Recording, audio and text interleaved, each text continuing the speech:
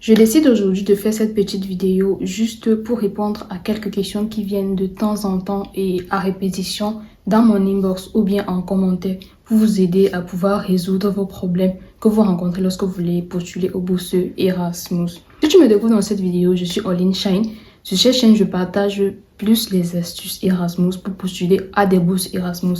Et si tu aimerais postuler à une bourse Erasmus qui peut te faire voyager dans plusieurs pays de l'Europe et pour faire un master, va juste regarder sur ma chaîne. J'ai un ensemble de vidéos que j'ai déjà fait pour directement parler des bourses spécifiques qui sont déjà lancées pour que tu puisses directement passer à l'action et saisir l'opportunité. La première question que je veux débattre aujourd'hui par rapport aux bourses Erasmus, c'est le CV. Les gens me demandent si il faut faire le CV sur Europass ou bien il faut faire le CV normal.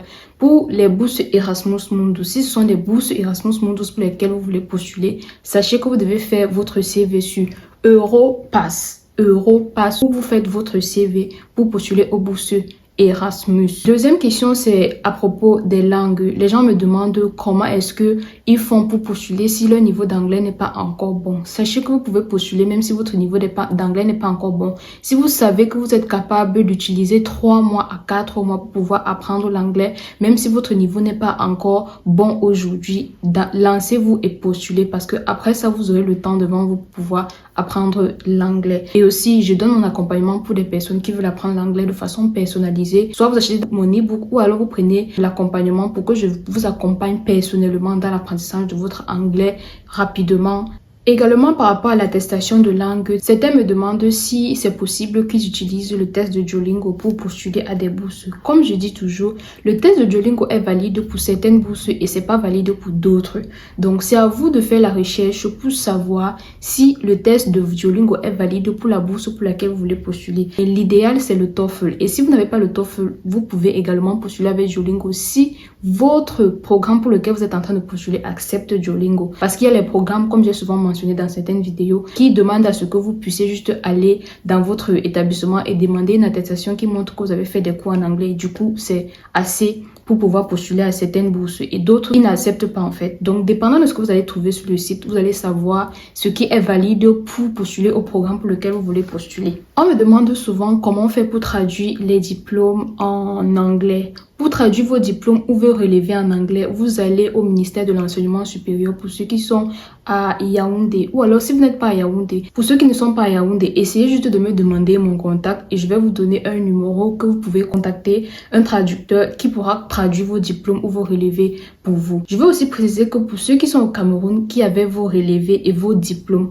pour vos diplômes, si vous regardez bien, ils sont écrits en français et en anglais. Donc s'ils sont écrits en français en premier et en anglais, vous n'avez plus besoin de traduire les diplômes, mais c'est peut-être plus les relevés que vous allez traduire si vous êtes dans un cursus francophone. Et pour ceux qui sont dans un cursus anglophone, c'est déjà en anglais, vous n'avez pas besoin de traduire. D'autres personnes viennent dans mon inbox pour me demander comment est-ce qu'on postule.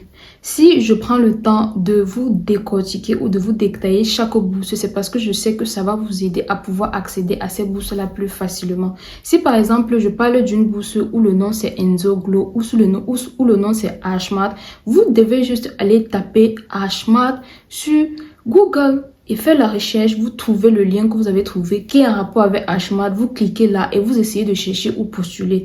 Peut-être je pense que je vais faire une vidéo qui montre vraiment comment postuler, genre étant sur ma machine pour que ce soit plus facile pour vous. Parce qu'il y a des gens même qui trouvent des liens de bourse mais qui ne savent pas comment arriver sur l'outil ou bien l'onglet postuler ou bien arriver au point où ils pourront postuler. Donc, quand je partage les astuces des programmes de vidéos précis, c'est parce que je sais que vous allez directement aller taper sur internet et il sera facile pour vous de trouver le site. Maintenant, la dernière question qui vient le plus pour savoir comment est-ce que ça se passe pour mon accompagnement, comme je dis, je donne l'accompagnement à 2 volets. Le premier volet, c'est sur les langues. Il y a des gens qui veulent bien postuler, mais ils n'ont pas le bon niveau en anglais. Je donne d'abord l'accompagnement pour cela. Soit vous prenez juste mon e-book qui vous permet d'apprendre l'anglais de façon autonome, ou alors vous prenez l'accompagnement où je vais vous accompagner par moi-même. Je vais prendre le temps chaque jour pour vous coacher, pour que vous puissiez apprendre l'anglais rapidement.